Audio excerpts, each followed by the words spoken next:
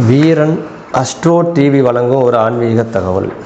திசையால் வரக்கூடிய பாதிப்புகள் நிவர்த்தி ஆகக்கூடிய வாய்ப்பு உங்களுக்கு அதிகம். அதேபோல் புதன் திசை நடக்கிறது. புதன் திசை பெரும்பாலும் அதிக சிரமத்தை கொடுக்காதுங்கிறது ஒரு எல்லாத்துக்கும் தெரிஞ்ச விஷயந்தான். இருந்தாலும் அதையும் மீறி புதன் திசையில் ஒரு பிரச்சனை வருது என்றால் அது தோல் சம்மந்தப்பட்டது, நரம்பு சம்மந்தப்பட்டது, அல்லது ஏதாவது போகிற இடத்துல தூக்கம் வரல, அது வரல, இது வரல, சாமி வருது, இப்போ சாமி வந்து ஆடுது, பேய் ஆடுதுன்னு ஏதாவது சொல்லுவாங்க.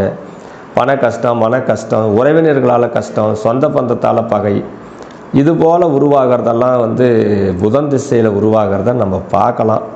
தோல் வியாதி, குஷ்ட வியாதின்னு நரம்பு சம்மந்தப்பட்ட பிரச்சனைங்கிறதெல்லாம் நம்ம புதன் திசையில் வர்றதை நம்ம கண்கூட பார்க்குறதும் ஒன்று தான்.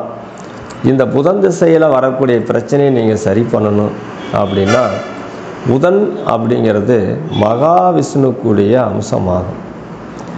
மகாவிஷ்ணு அப்படிங்கிறது நீங்கள் பெருமாளை வழிபட்டாலும் சரி, வெங்கடாஜலபதியை வழிபட்டாலும் சரி, இது உங்களுக்கு சரியான பலனை கொடுக்கும் அப்படிங்கிறது ஒரு உண்மையான ஒரு பரிகாரமாகும்.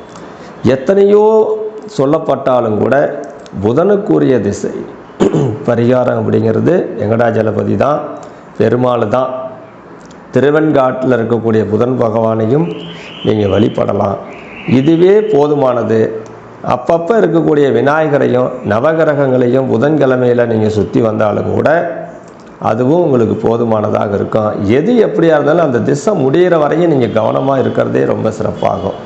புதன் திசைங்கிறது மட்டும் இல்லை, சூரியன், சந்திரன், செவ்வாய், புதன், குரு, சுக்கிரன், சனி, இது போல் எந்த திசையாக இருந்தாலும் ஒரு திசையில் நீங்கள் பாதிக்கப்பட்டீங்க அப்படின்னா ஒரு பிரச்சனை வரும், மறுபடி போகும், மறுபடி சரியாகும், மறுபடி வரும். இது மாறி மாறி வந்துக்கிட்டு தான் இருக்கும்.